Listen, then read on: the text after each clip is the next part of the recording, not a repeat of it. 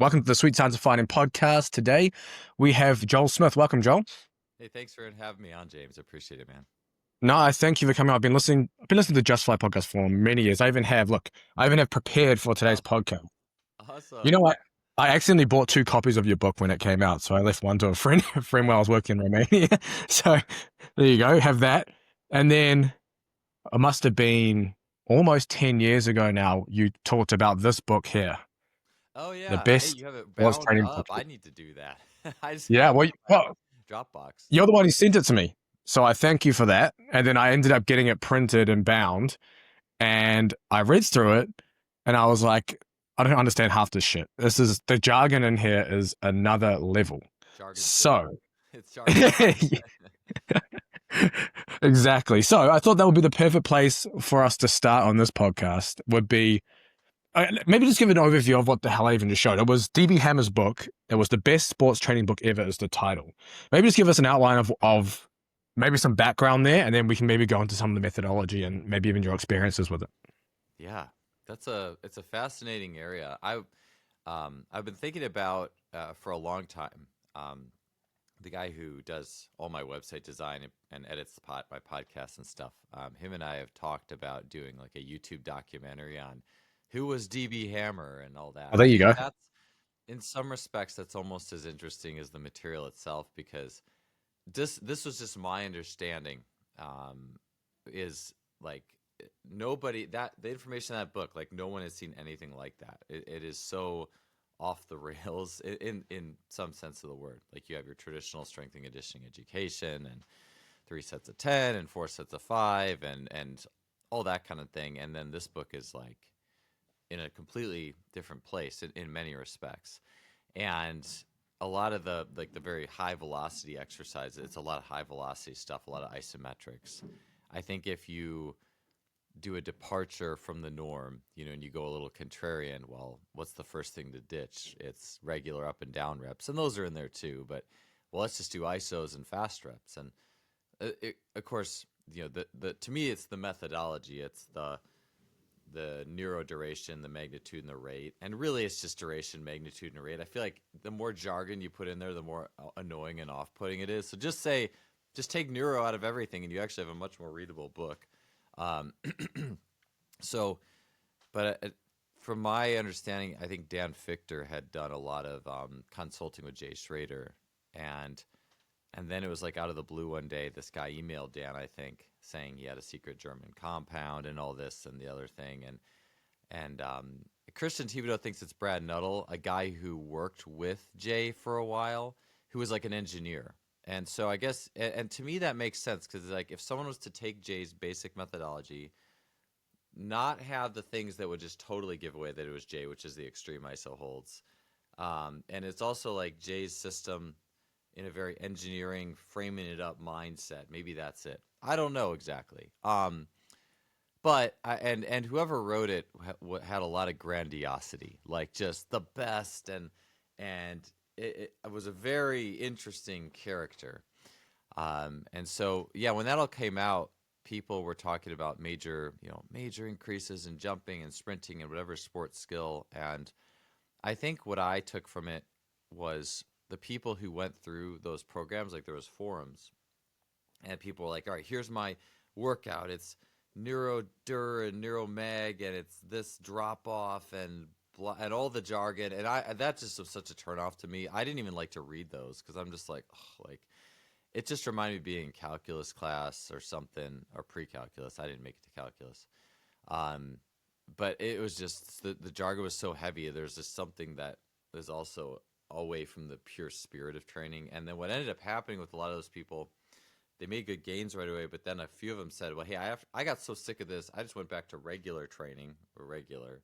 And I made the same gains once I went back. But I think there's something to be said about the intuition that a very precise drop-off based system can give you. And I could get carried away with the nuances of the book, but I'll just say it was something that, yeah, jargon heavy, very precise, like here is the exact things we're training, and this is how to kind of mathematically put them together. And that just taking it from a low level face value, I think is also really helpful because there's a few things that stick with me. from that book that I use, but without any of the jargon, any of the like even the drop offs. I think the drop offs are kind of silly on some respect. We can go into that if you like. Yeah, but whoever wrote it's brilliant. I mean, really, really brilliant mind. Do you want to maybe go into those drop-offs and why you wouldn't use them, and then maybe the few things that you've taken from their book and used extensively for yourself? Sure. Yeah. So the drop offs are one of the main features, and I think that's one of those things where, anytime you present a training system, you want to present, well, why does it have an edge? How is it going to optimize what we're doing? I think about the world of training sometimes as a series of colors. Like spiral dynamics is a system of understanding the world that I've been getting into more. And as you move up the spiral, you move into more complex ideas and ideas that are more useful from a community perspective. But one of the big jumps is going from blue, which is very rules oriented. Think, okay, here's the strength and conditioning, 4 sets of 5, and the exercise physiology and the Krebs cycle and all these rules of training. And then the next layer up is the orange, which is individual success and optimization. And a drop off is a big step towards optimization, because it's like, okay, well, me and you, James, we could be doing sets of squats at 70% of our max and doing sets of 5, and we could, who's to say that 5 sets of 5 is better for you or me? Would I do better with 8 sets of 5? Would you do better with 2 sets of 5? Or 10? And so the drop off is essentially how many sets you can do before your performance drops off a certain number on the day. Now, strength, it's very difficult to measure that because you actually have to fatigue yourself to the point where you can't lift a certain weight. So if I go to a 10% drop off and my squat max is 300, I have to get to the point where I could not squat 270, excuse me. And so, but it's logistically, it's not necessarily easy to do that, but you can set it up so where I fail it, or if my 3RM is 265 or 270, I got to set it up so I can't 3RM 235 or 240 or whatever it is with that 9 or 10% drop off. So it's essentially just going till you can't do a thing. It works a lot better in sprinting. So hey, we got a 2% drop off when we're doing fly sprints. Okay, your best is 100, and if you can't go 102 or something, then you're done, or based off the percentage on a day. And so on the offset, there's some good pieces to that, because there are people who can handle more. There's people who need more in a session. There's people who need less in a session. So from a very baseline level, I think it gets you going in a good direction. But to try to be really precise with it, I think has some flaws, because what a lot of coaches find, especially in speed, it is very hard to get people to drop off for some workouts. Like there's track coaches who'll talk about like a 3% drop off, and they're like, my athletes, we killed ourselves and could not drop off. And then you're just destroyed for a few days, essentially. It's like, wait, wasn't this math supposed to work? And the problem is it's a linear system. It's based off linear principles, and human beings are not linear machines. We're complex machines. We operate, we're systems of systems. So there's more in play than just one linear equation. And I remember talking with Chris Corfus a while back about if you could say anyone has mastered that system of adapting DB Hammer in a track and field, which is a very pure output, it's Chris. And I'm sure if Dan was coaching track, and Dan's coached track as well, more football, I believe, but Dan would be right there with him. And so, Chris has mastered that. But I asked Chris, I was like, man, what are you doing? Some of these kids can't drop off. And Chris said, he's like, I just shorten the rest and make them drop off, basically. And I was thinking, that's actually genius, because you're breaking the rule of that linear. Because if I'm really going to be strict with that stuff, I'm going to say, all right, you get, 3 minutes recovery between each one. It's consistent, or honestly, even a full recovery, right? Because it's on the day. So shouldn't it be whatever is on the day your drop? But I think Chris just saw that it was going to be ridiculous to just keep doing it. So he would just steer it. So you did. And I think part of it is the athlete then believes, oh yeah, I hit my drop off. Oh yeah. You have that system of systems. The athlete now believes it. That plays in the equation. You dropped off. In 3 or 4 days, you're going to come back and you're going to be better. And so I think Chris was really good at steering the system of systems, or is. He still coaches, obviously. But Yeah, so I think that's where it's more than face value, and I think that system it's such just linear hyperbole, or it's like an extreme of if the human was a computer and we just do all this. So that's a thing though where with the drop off, I honestly I for me it's kind of like it's kind of annoying to say on a podcast, and if I'm a young coach learning, but there is an intuition to just when an athlete's done, you know. Mm. And honestly, like high jump's a good one because I cut athletes early when they want more jumps. Like I don't let them Yeah. drop off. I kind of fit with where Tony hollers like don't burn the steak, leave athletes wanting more, like that heuristic. So no one gets to really take it to the well, and you are forced to come back wanting more. And I think from a longevity perspective, that's probably a pretty good idea. But to be your best, I think where I've come around is, you know, you're just going to have to let some athletes just keep jumping and just have a battle with the bar that day and get upset and misses and makes. And I think that at some point you have to start there. There's easy adaptation and there's forcing adaptation. And you know, sometimes I think you have to dig into letting people force it. But a lot of that integrates the psychology and the mind of an athlete, and that's something Mm. that goes beyond what a drop off can tell you, Yeah. because letting athletes be pissed because they didn't get it and they have to wait, there's power in that. Letting athletes fight it out to get the thing and feel like they won the workout and they're satisfied, there's also power with that. So Mm. you know, there's just, as soon as you bring the psychology piece into it, there's just so much more. And for me, that world exists for me only in the speed, the actual speed and on track world, or the sport specific. So whatever your sport is, I don't mess with it in the weight room, to be honest. I think that that's a waste for, unless your sport is weightlifting, it is a waste of resources, because I would Mm. rather just do a traditional thing in the weight room for the most part. And then let's actually, if we're going to focus on something, let's focus on what's happening, you know, out on the track, out on the field, in Yeah. the ring, or whatever it is.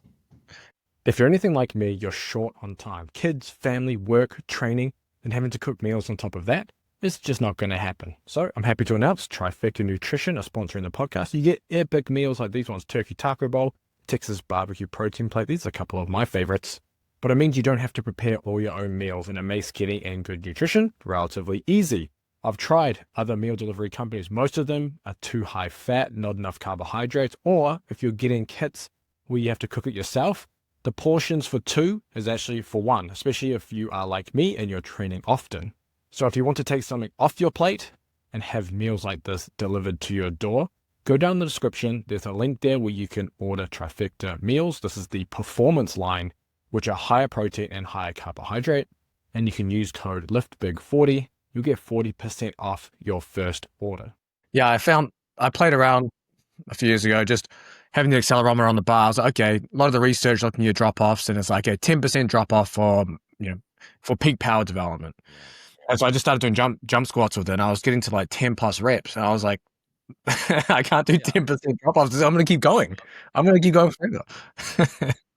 It's impossible. I think maybe the guy was trolling us all too a little bit. He was. I think he kind of was. I think he was just pulling stuff out and just like, yeah, anything's gonna have some good, but then you're also gonna have that like, what do I do with this part of it? Yeah, yeah, exactly. It's actually a good segue into, I guess, traditional lifting.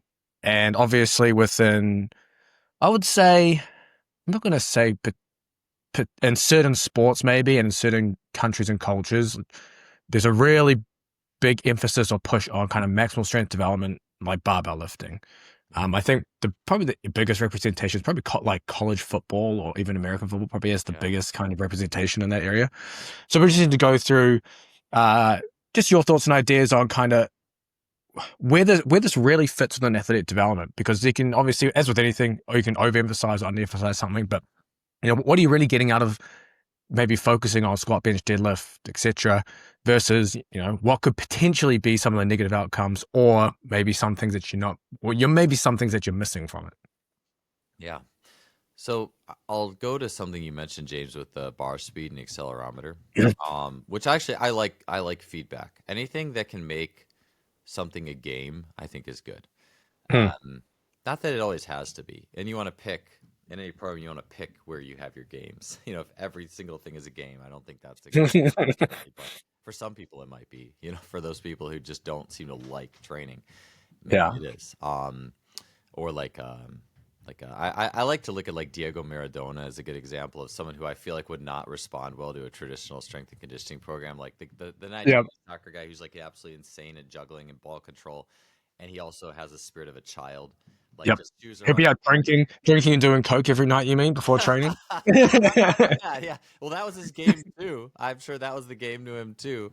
But like doing like rolls on the field as his warm up and just being totally out there. I'm like, that's a guy who would not respond well to traditional unless you made it a game. You know, he would probably Yeah. eat everything as a game. And I think that's okay.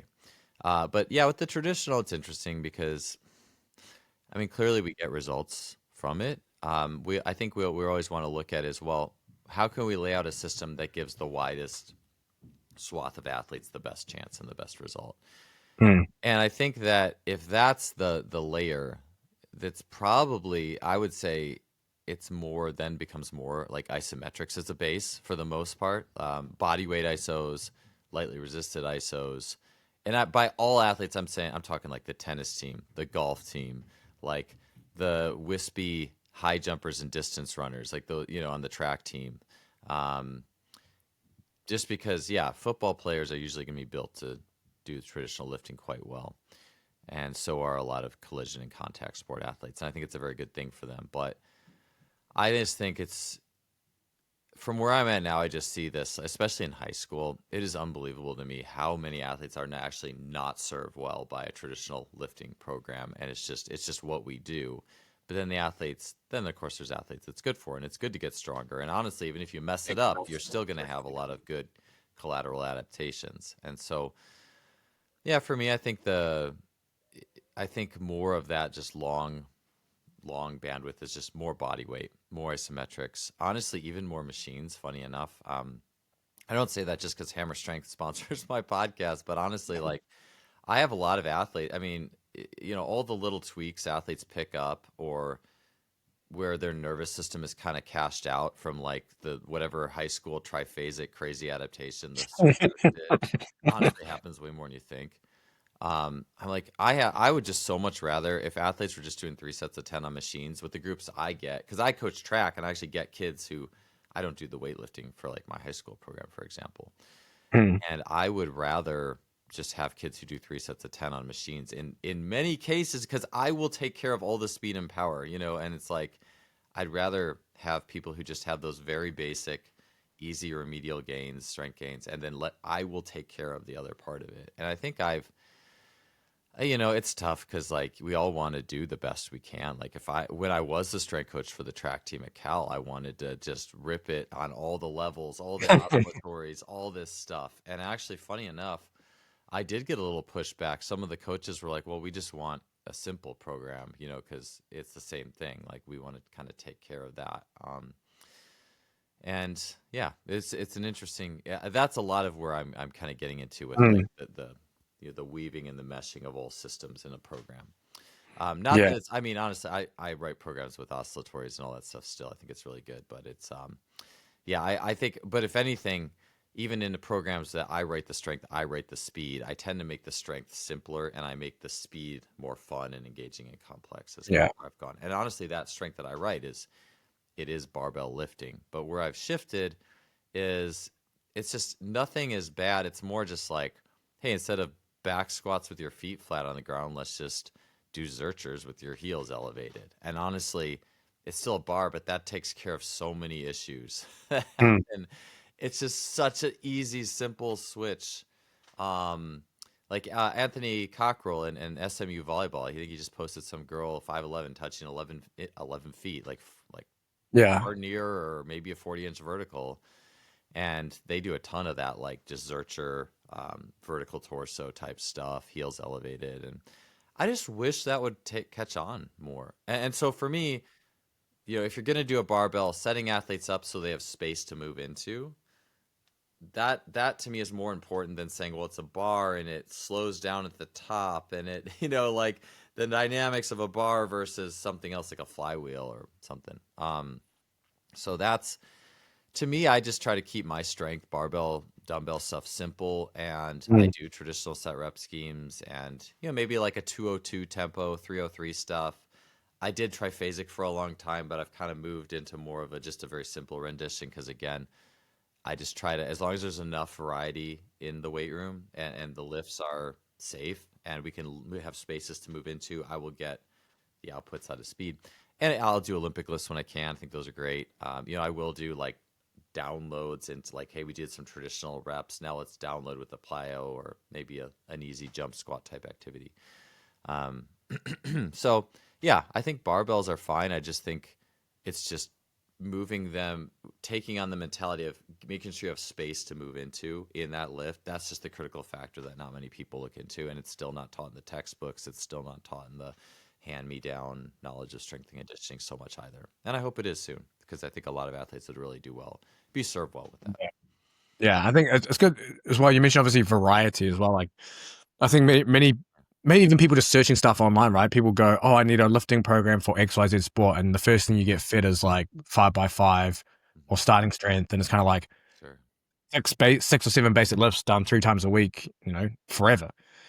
And at some point that becomes an issue. If you're a complete beginner, there's obviously different different story. But for most people, I think that becomes an issue just because of the monotony of the training and then monotony of the loading on top of it, and then and I guess the less amount of other qualities trained within those programs that can become an issue, especially for athleticism. I was going to actually go into. You've mentioned ISOs quite a bit, and I've got that on my list to ask you. And I'm going to start with my specific ISO question first, and we can just go into ISOs generally. But on the oscillatory ISOs or the eccentric quasi or whatever you want, sorry, not the eccentric quasi, and the oscillatory or sure, what's the other name for them? I can't believe I forgot now. Either way, oscillatory ISOs. You have one. You demo it where you hold the static position and you tense and you kind of relax and drop and come back. And obviously, there's other. Whereas I think that Dan Fichter may have actually shown or Cal Dietz in them, and where it's kind of just like pulsing on the spot. Is there a difference to you into whether you do one or the other, or you just prefer doing the way where you kind of holding that maximal tension, relaxing and dropping? I would prefer the holding, honestly, just because I don't know. It is kind of funny. You see all like the oscillatory, and I think Cal has really gone in that direction with more of the straight oscillating.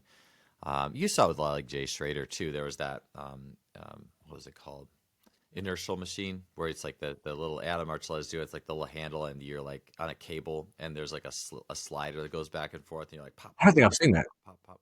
Yeah, Okay, yeah. I messed around. Tommy John had one that I used one time when I was on stand. Doesn't 1080 Motion have that feature on like their quantum and stuff? They have like or something similar, I think, or maybe it's a Sure they 5. could do something similar. Yeah. I think the thing with here's the thing, is I like the static releases in the gym because I just think the gym is the place for more control and a little more methodological. Like hey, feel the muscle, control the muscle. Okay, now relax it.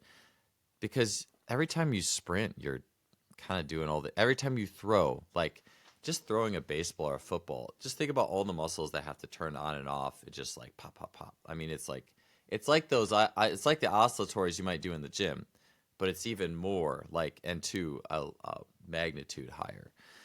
And so I think, yeah, locally, I mean, I think a little bit of local is fine.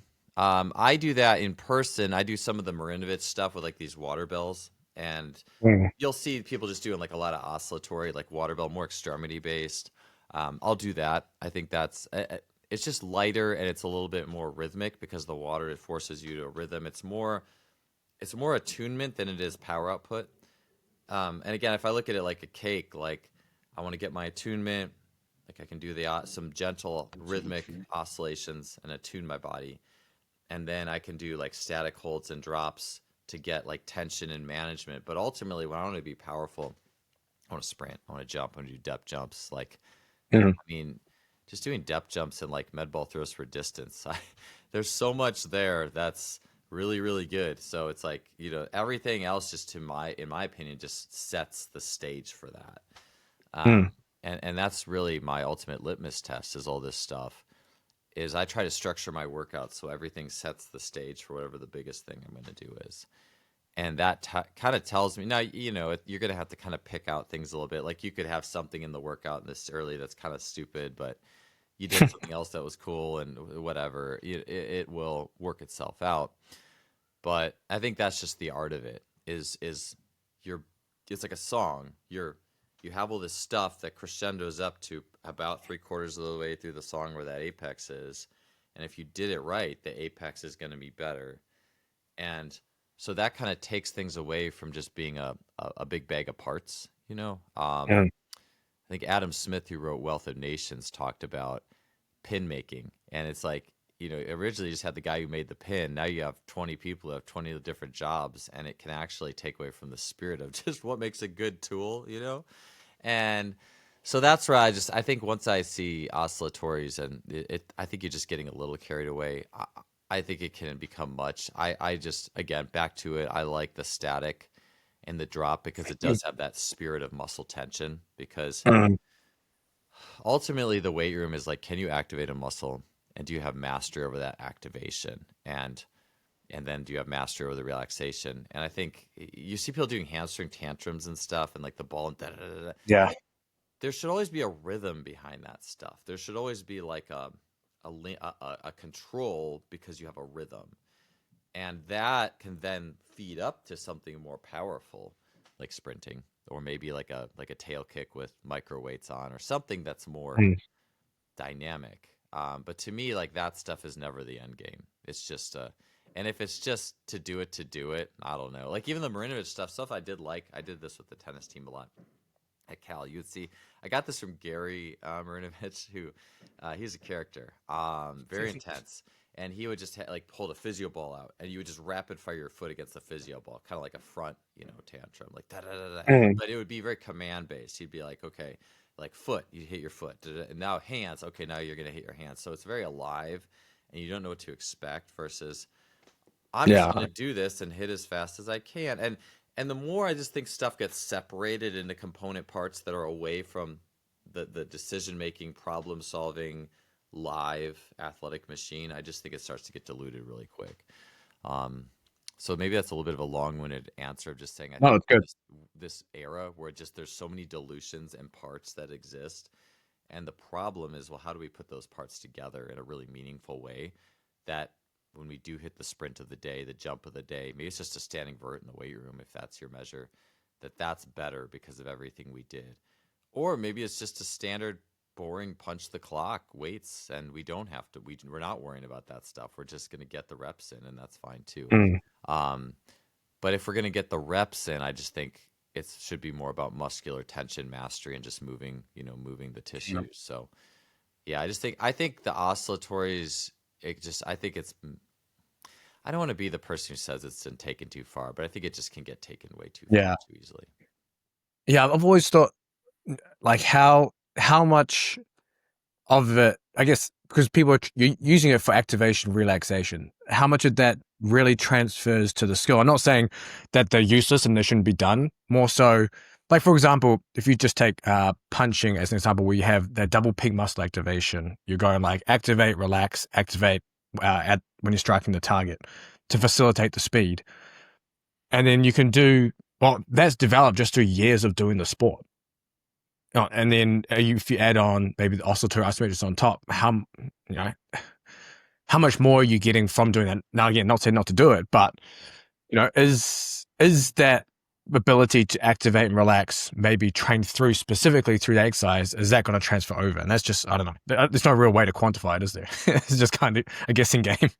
It is. Well, it's funny. I was just thinking about my own critique of oscillatories, but like I said, I don't want to say it's what's too much or we're doing too much, those blanket statements. I was thinking about Graham Morris, who's he does a lot of different strength stuff, but he rugby, but also martial arts.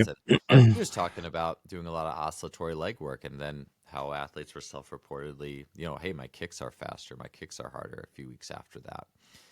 And that's awesome. Like, that's what you want. You always want that thing to try to tag it to in a relatively close loop, just so you know that it's doing something. Or maybe then you start getting creative, and maybe you do kicks, and then you come back and do oscillatories in a circuit.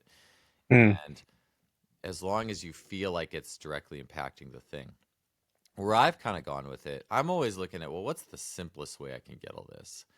What's the most efficient way with the least amount of noise and just so I'm not getting carried away with an ideal. And what is interesting, in talking about fighting too, it strikes me that a lot of that fast and loose stuff, if not even more important in a fighting situation. Yeah. But something I really like is just general shaking. Like there's like a 30-minute Ido Portal video on just shaking. And he's like, you feel the skin on your forehead melt and you're bouncing up and down. You go through your whole body. But if you can do body weight, just shake up and down, let your head relax, bob around, shoulders bob around. Like they're not inhibited. You're going through and scanning and kind of like just going into where there's inhibition and you're loosening it out. And you go through 10 minutes of that, go through the whole body. You can even take your hands and just just shaking your hands out, just like this, your feet, your legs. Do a tantrum without the physio ball and just let your hamstrings and quads contract and relax and let your shin whip around. You should be able to just do that and then go do your sport or fight or whatever. And you should feel, the goal would be to get what you need in a quick body-based activation session, because the best athletes, I believe, have that already. Why do the best athletes move the way they do? Because they have no inhibition or very little of it. And it's very similar. I think animals are the best athletes. And don't we just want to have that lack of inhibition that an animal does? An animal doesn't need to do oscillatories with a band or whatever. And even an animal, though, you look at them like just shake out. Like watch a dog shaking out. You watch a horse and the flies land on the horse and its muscles are just twitching to shoot the flies off. But it's just like, it's like this neural just shot. And I think about that visual sometimes when I'm doing these exercises and activities, because that's the goal. I want to do it without needing all this stuff. And there's a confidence to that too. It puts the power in the hands of you. You don't need a fancy weightlifting card or a fancy workout to get all those things. Like you should be able to just have the tools very ready so that you can put it into maybe it becomes a part of your game more of, hey, we did this in the weight room and now I'm going to do it before my game a little bit. And for me, like before I do a sprint jump workout, a lot of times I got this from Aaron Cantor, and I think he got a lot from, I believe, Frank Ferencic, both very like ancestral movement type folk. And it's like shaking, swinging your arms loose and long, like self percussion, like just tapping, and you tap your chest and your head and you rub your forehead. You just feel that energy move.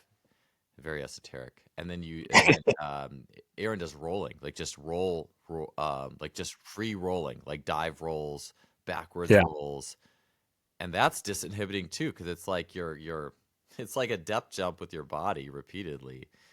And I mean, you feel so activated and good after that stuff. And then it's basically whatever version of that. You could throw drops in there. Like I think that's where, like Jay Schrader, speaking of Jay Schrader, the juice is a 5-minute iso lunge and like 50 altitude drops. The 5-minute lunge is pretty brutal. That takes a lot of willpower. I've done 90 seconds and I'm like, nah. 90s, my happy place is 90 seconds to 2.5 minutes for most people. Just because once you have to start, cranking up enough willpower to hit that, willpower is finite and you can only force it for so long. But yeah, like that and the drops, very similar, very similar activation patterns. You can, and the drops, though, to do the drops in a way where like, instead of just falling free, you like lifting your legs into it and stuff, trying to get a little bit more dynamic. Like there's a lot of ways you can do that. But yeah, I think once you get like your own personal, like kind of feeling there, I think you can really, the goal is just to move like an animal would in their sport. And then and then the sport movement you get more out of, and then the cycle will keep repeating itself. Yeah. You mentioned a few people I've had on my podcast too as well. For anyone who's interested in listening to some of these people like Graham Morris, Dan Fichter, they've all been on the pod too. I know Vern Gambetta was a big mentor of mine too, and you kind of reminded me that kind of like a lot of talk of rhythm, and as you mentioned with the inhibition. I wanted to go down this inhibition road too, because it's kind of, I was I want to, how do I frame this? You had Mike Schofield on your podcast recently. We went to uni together back in the day, and I had him recently on mine. He was talking about, we were talking about being almost like two, what do you call, quote unquote, gym centric, and just guys that are just kind of grow up in the weight room and they're just doing a lot of traditional lifting, straight barbell lifting, and they, I'm not gonna say struggle, but it's just they do things differently, and there is a point where someone can be inhibited by being too gym centric, and it's usually people who kind of come from strength sport and stuff like that, not people who are using strength training as like a supplement to their sport. But I'll be interested to kind of hear your take on it. On, you know, is do you maybe have an idea or opinion of kind of where that line lies in terms of maybe strength training and this kind of inhibition area, and where it could potentially down to being quote unquote gym centric in a sense?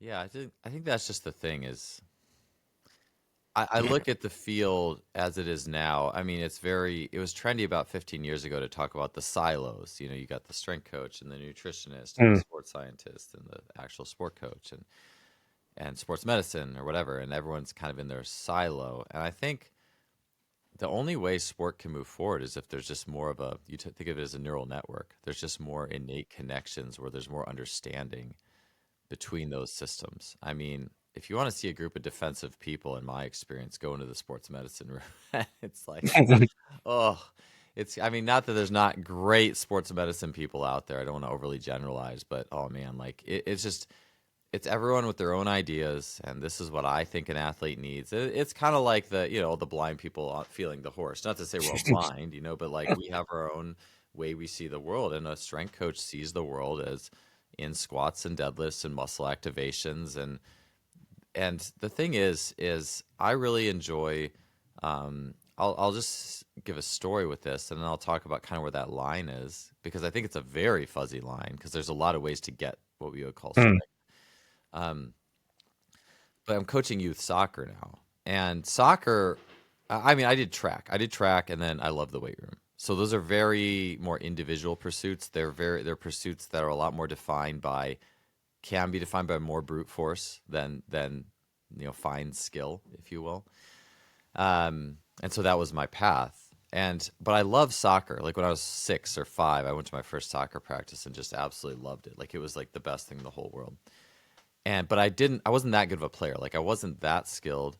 I could hustle, and I loved the game, and I had good body control and things, but I also just wasn't very confident. So it was this mixture of not being as skilled as the other players, not being as confident and aggressive as them.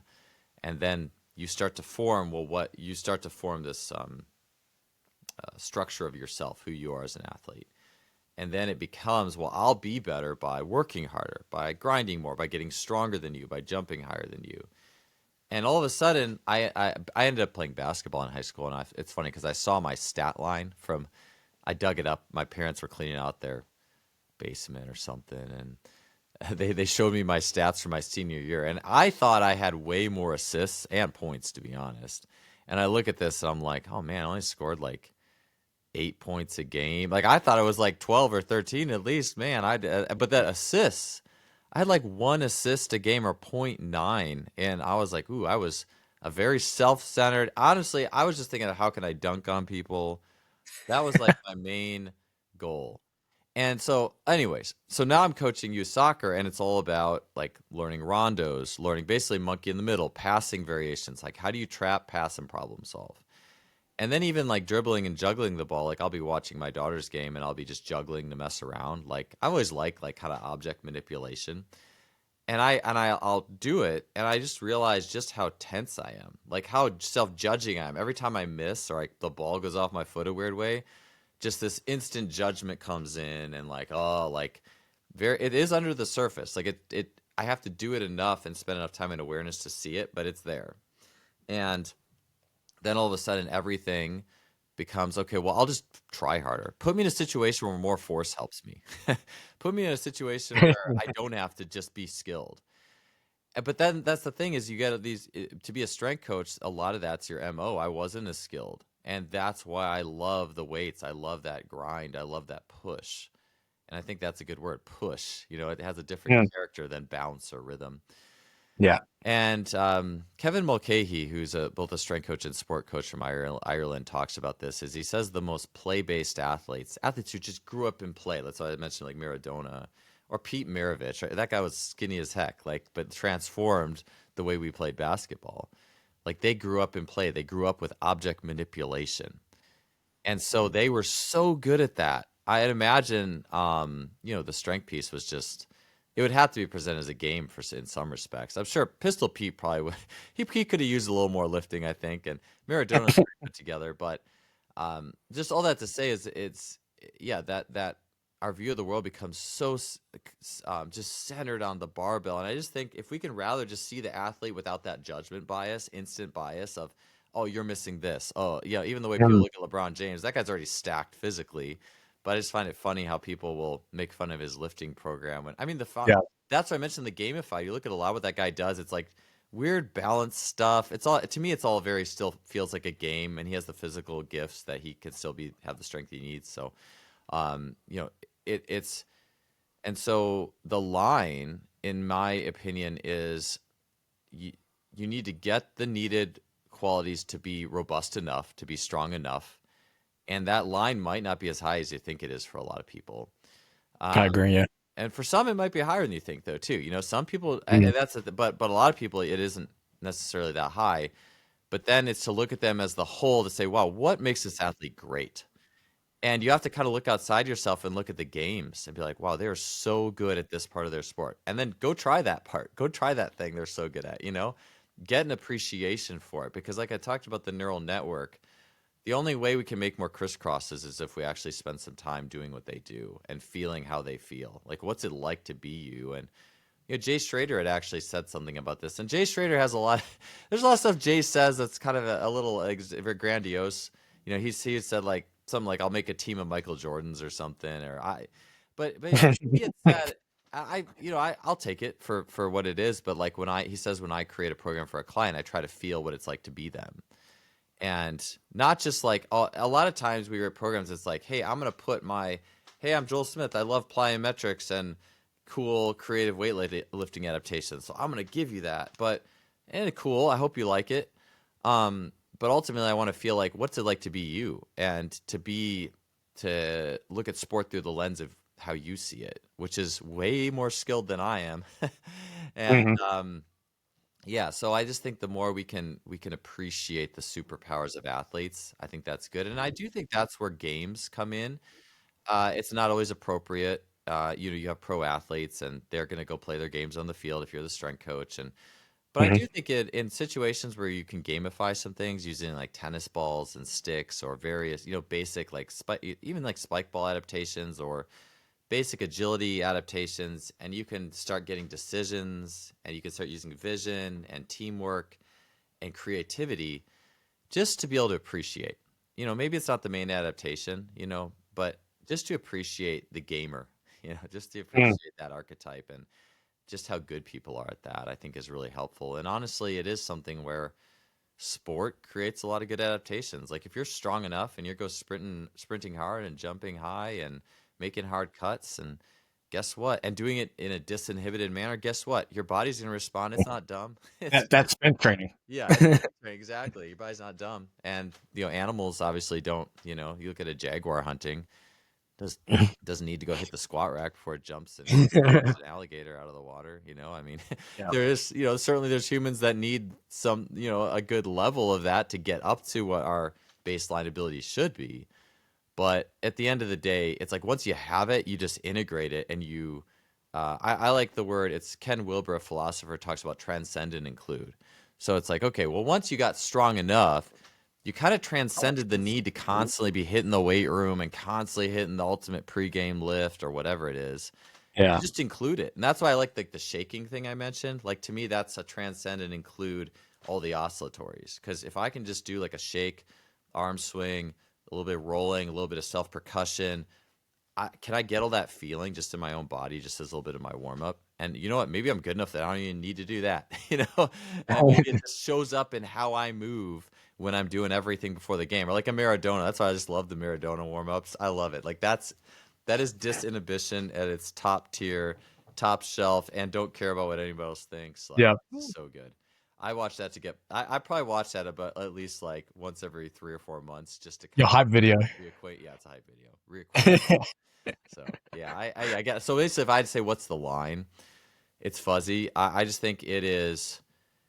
It's there's a few parts, and I think ultimately it's a feeling you get. But one part is you're doing too much lifting when it takes away when you're starting to when the spirit of the weight room becomes a substitute for the spirit of the sport. Mm, that's And a good one. I've seen it in like swimming too. Like guys aren't doing very good in the pool and they're just trying to get extra reps in the weight room. It's like, bro, that's not going to help you in the water right now because you're just taking it out in the gym. That's great. I'm glad it's a pressure release. But I've seen it enough times you keep on that trail because you're avoiding sport. Sport, more alive, more chaotic, more going to hit your insecurities. The gym is more safe and controlled. It's easy to bash the weights and, come away. And it's good to get those sessions in periodically. But if you stay there, if it becomes a substitute for what you need to do as an athlete, then that's a problem. Obviously, anything, overlifting orthopedically, I get, there's robust and we should be robust or whatever, but like just to stay just the right amount that keeps you in an orthopedically good place. And that's why I really like the Marinovich and Sports Science Lab stuff because a lot of people who go to that system were strong enough, hurt, stiff, Yeah. and it's just very dynamic, alive, a lot of balanced disky type stuff. And, just to keep that going. So yeah, anything orthopedically and then just honestly just efficiency. Like, I always think we just spend all this time in the weight room because there just happens to be a Monday, Wednesday, and Friday, and there happens to be 24 1-hour blocks in the day. So, hey, let's just go 3 times a week for an hour each. And then you just see people just putting stuff in there you don't need to because it's just, oh, we got an hour. Well, what can I put here? What can I put here? Yeah. That's why I just start doing games and body weight stuff at some point because I'm like, look, we're really squeezing it out after 60 minutes. Honestly, after 30 to 40 minutes of really good, like you do your big lift, you do your Olympic lifting, you do some body weight warm-ups, and I'm like, man, we're squeezing it out at 40 minutes here. Like we could just do more sport play. You could take a nap. Like, it's there's a lot of options. So yeah, Yeah. I think there's a multifactorial piece to it, but a lot of it is just athlete centered with exactly how much they need. Yeah. I love how you mentioned play there as well. And, we didn't talk much before the podcast, but I spent my career in pro rugby. And as I mentioned, how Vern was a big mentor of mine, I guess within like rhythm and play. And I think it was like 2018-ish. I started playing way more games during our field warm-up. So with the Austin MLR team here, then with Romania rugby and the Romania Sevens. And I would we'd do different games, different rhythms, walking, jogging, running, different spaces. I would throw in different balls, tennis balls, mini basketballs, rugby balls, would change that up.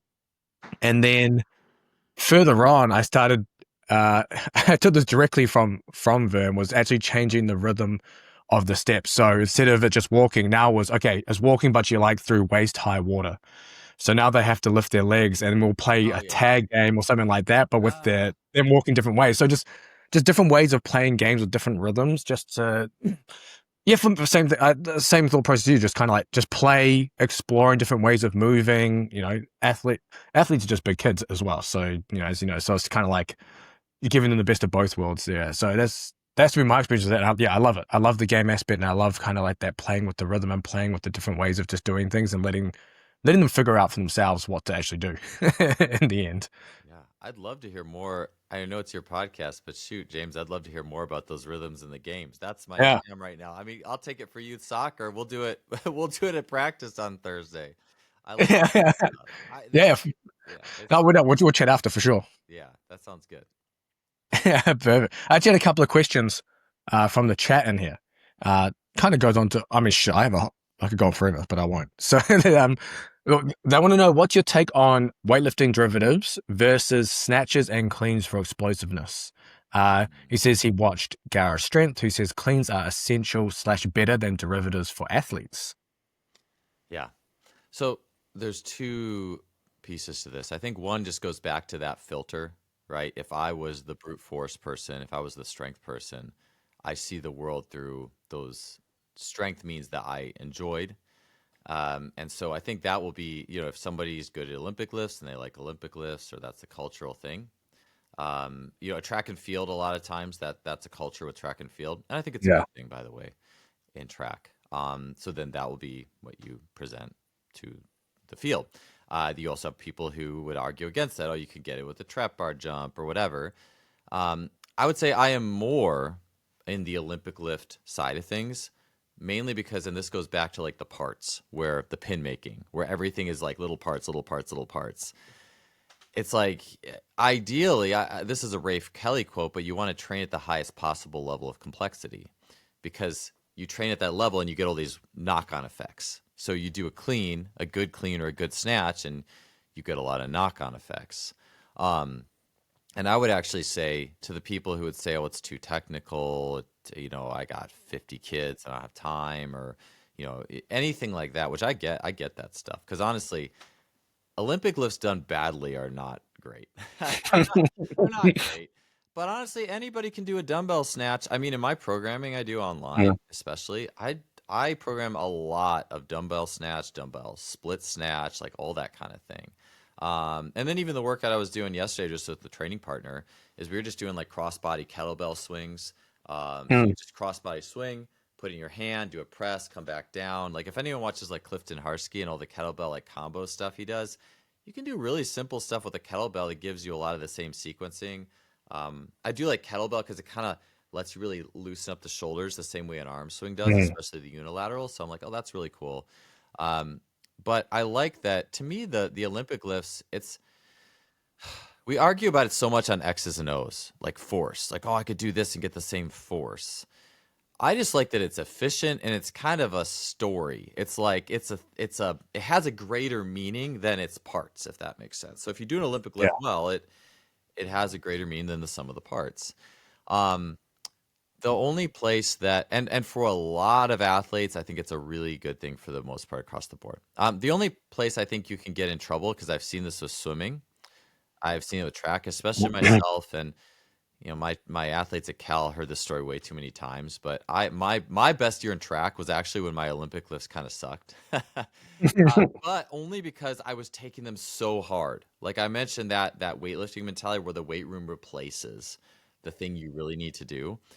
For me, Olympic lifting actually replaced all the good sprint work and plyometric work, and actually doing jumps in a way that was going to be better from a coordination standpoint than what I had been doing. And when I finally got an environment where all those stuff was checked off, really good teammates, really good sprint workouts, racing, good plyos, good multi-throws, good technical practices, a great encouraging assistant coach that got me fired up. And the Olympic lifting program was trash. It was like 3 sets of 10. So I'm like, I don't care. I'll do 35 on the bar. This is stupid. But honestly, that was fine because it was just GPP for me.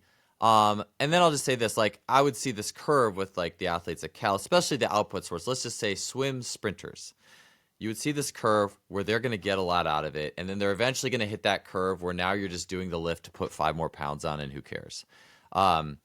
So a lot of it is just, as long as you're doing the lift quickly, you're doing it fast, and you're just enjoying that pop. You're enjoying the process of being explosive, but you're not necessarily trying to force weight on the bar. I think that's the sweet spot. Where I evolved the Olympic lifts to help negate some of the issues that I believe happen with just trying to push too hard and crank too hard on the Olympic lifts would be like just doing more stuff from high blocks, more like split catches, that kind of thing. Like a high block split catch is a really lightning fast movement. So you're always having a level of high quality, high reactivity in there. I've moved more towards those than just trying to just keep max and cleans or pushing the number, because eventually you will get to a point where, like, let's just say your back muscles and erectors. Like I love those videos and pictures of the Chinese guys and their back is just yoked out. That's my dream. Honestly, if I'm a soccer player or a track high jumper, I don't need to have. That's cool, but that's extra weight. It's just a little disproportional, and you hate to be like that. Like I don't want to be nitpicky, but honestly, like there's adaptations that are become a lot more specific. And at some point, just that rate of impulse at mid thigh and the ability to drop under and catch really fast and in different positions, that's the thing I eventually want more. So yeah, if I was with a team, let's just say I was with a team right now where Olympic lifting was on the table, like let's just say even football with skill players, American football skill positions. I mean, it's very similar to a lot of rugby type outcomes. It would be a lot of that. It would become a lot of high blocks, a lot of split catches, a lot of high pulls with the bar speed, that kind of thing, gamified. But generally not necessarily that heavy, because I would just want to say, hey, are you feeling good? Is your GPS metrics, is your top speed good? Is your jump mats and reactivity good? Is that in the place we need it to be, or is it going up, hopefully? Awesome. Then I don't care the weight. I also want to create an environment as well with that stuff where you're an athlete. So if you're an athlete, weight is only one of like 4 things. I want those other 3 things to be really helpful, which is reacting under the bar, catching it, operating smoothly, like you're not like tensing your face or throwing your head back, or there's the fluidity of it as well. Maybe if there's numbers, maybe we make it a golf thing where like, hey, I want you to hit 240 meters per second peak or something exactly on this set, like that kind of thing, make it a game. Yeah, those things I think are helpful. I mean, again, a lot of people just do max cleans and it's great, but I just say this specifically from like the track high jump world, really narrow infrasternal angle of super elastic types. You can actually, if you just push weight of all those athletic qualities, you actually start to drag the ship in a place you don't love for it to be. So, okay, bottom line, Olympic lifts are good. Complex things are good. If you don't love Olympic lifts, do dumbbell and kettlebell stuff. I just think, and hyper parting, hyper sectioning the athletic machine, all these little like quantified things. I don't love that just because I always just want to have the thing. I want it to be a series of bigger things that carry a mythos to them that I think are useful.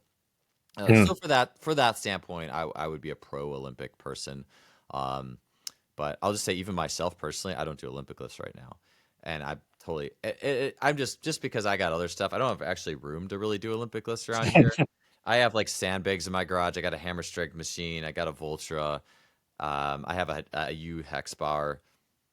I do a lot of stuff like with like a Marinovich foot disc balanced, so I integrate through the foot for everybody. If I'm in a gym and it's got a nice Alico bar, oh heck yeah, let's hit some cleans. I love it. But I don't. I'm at the point where just give me the stuff and I'll figure out a way to get something good out of it. I enjoy that almost more too, like that creative outlet. So, yeah, Nice. that's ultimately, that's what I'll just leave it at that. I can just keep rambling. I'll just kind of stop. Yeah. It reminds me of Jimmy Radcliffe when he talks about Olympic lifts is coordinating from the toes to the fingertips. Yep. Is one of the reasons he loves it there. So that's a good one. And one more question from the chat here. I mean, I've got a shit ton more, but we have to save it for a part 2 podcast or something. But he's saying not a lot of people do Zerchers. That was your Zercher chat before. Like, he likes doing them, but a lot of YouTubers say they're dangerous for the spine or back. What are your thoughts? First, don't listen to YouTubers, but carry on. I actually think they're better for your spine or back, because this is the thing. Like, okay, back issues happen a lot. Not all. I mean, there's no coverall, right? But like, I find that people who go through a traditional strength training program and get back issues, because I've seen them, is if you have a bar on your back, it pushes you forward. When you get pushed forward, the facets of the back of the spine, that area will just get more compressed. If that area is generally more compressed, it's more susceptible to injury. And I hate to be the Debbie Downer with that stuff. Look, if I'm a track athlete and every 1/100th of a second is going to depend on how much output I squeeze out of myself, yeah, I can validate throwing some more back squats in. Great. But if I'm a team sport athlete and I want to be robust, and I really, and injury prevention is even more big of a deal. I want to really be careful with where I'm compressing. And so, with a Zercher, you get 2 really good things. One is instead of getting pushed forward with a bar on your back, you're actually getting pushed back because the weight's in front. Simple as that. So now you have less of a compression point on the back. And I think it's people complain about, are we being too whiny about injuries? Look, it's a good thing. Ever since I've switched to it, everyone who I've switched loves it. And it's a staple for me. And then, like Anthony Cockrell as well. Those girls, they do that more than front squats because it's more natural. And then the other thing is, so it pushes you back. It's also a reach. So to cradle the bar, you actually have to like let your shoulder blades go down and forward a little bit. And that unloads the upper back. And that's something that also tends to tighten up a lot of times. So you have these two things there. I'll say as well, it makes it extremely easy to keep a more vertical spine and get depth. So you're going to get more legs. Your legs are not going to escape with a heels elevated Zercher. I mean, for me, I'll tell you, man, like my hamstrings do not get hit easy. My back will take everything. And that's another reason if I do too much Olympic lifts, it just blows up my back. And if you're a high jumper, that's not great because you want the muscle more in your legs. And I will get mega hamstrings doing barbell Zerchers with a heel elevated. I'm like, ooh, there they are. I could never get them to work before. So because it stacks the torso really well and it stacks the pelvis, you actually have access to hamstrings for a lot of people who otherwise might not get that in a squat. And you want that. Like you want as balanced of an outcome as you can. And that's why I like doing like disc-based squats. Like on my hammer strength machine, I'll do split squats with a disc. And I get mega hamstrings on those because of the co-contraction and stabilization piece, because it's a balanced system. So the goal is to get a balanced system, then go hard. Like, yeah, we're strength coaches. We want to go hard, but let's get a balanced system first. So all that output can really be more effective versus, oh, it's just the thing we do. So yeah, I love Zercher. And Zercher, by the way, too, Zercher split squat, a front foot elevated Zercher split squat that might be my gold standard. Like I got everybody, like, you know, I got like high schoolers. I have like senior citizens, basically. Like everyone gets that one. I don't care. You know, there could be less nuance. That one is the jam. It's so good. Yeah, it's a great movement. Well, I know what I'm doing this week. Yeah. And there's going to be some kind of Zercher variation. Yeah. That was a hype chat there. This was awesome, Joel. We'll have to do a part 2 because I've actually got I've still got a list of questions we'll have to get through. It was awesome. But for people who want to find you, follow you, keep up with what you're doing, where can they do that? Sure. Yeah. So Just Fly Sports, Instagram and Twitter are probably the biggest area people will find me. If anyone actually looks at websites and doesn't use AI, justflysports.com. I feel like in 5 years, I'm not even going to be saying that one anymore, but it's justflysports.com with all dashes, and then the Just Fly Performance podcast on all your favorite podcast platforms. Perfect. I appreciate you coming on, and we'll chat again. All right. Sounds good. Thanks for having me, James.